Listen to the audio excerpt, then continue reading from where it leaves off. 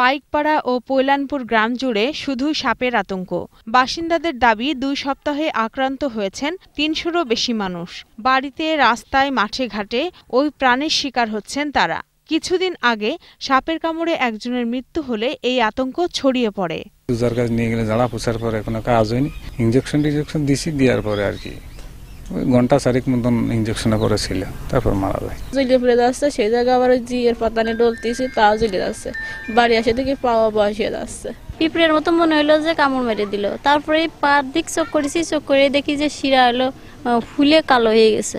এর পরশুদিন কামড়াইছে, নিয়ে গেছি। নিয়ে গেলে আমার মাথাটা ঝিনঝিন করতে আছে, তারপর আবার ঝাড়িয়ে দেখে মাথায় বিষ। কিভাবে কামড়াচ্ছে, কোত্থেকে কামড়াচ্ছে কেউ বলতে পারছে না সঠিকভাবে, এবং সাপও দেখতে পাচ্ছে না। অসুস্থ হলেই ঝাড়ফুঁকের জন্য নেওয়া হচ্ছে এক ওঝার কাছে। তিনি নিজেও অবশ্য এর কারণ ব্যাখ্যা করতে পারছেন না। আমি যা পাচ্ছি, কামড়ও আছে, সাপের কামড়, দাঁত ভেঙে থাকছে, ওটাও সাপের দাঁত, আর যা বিষ বেরোচ্ছে সাপের বিষ।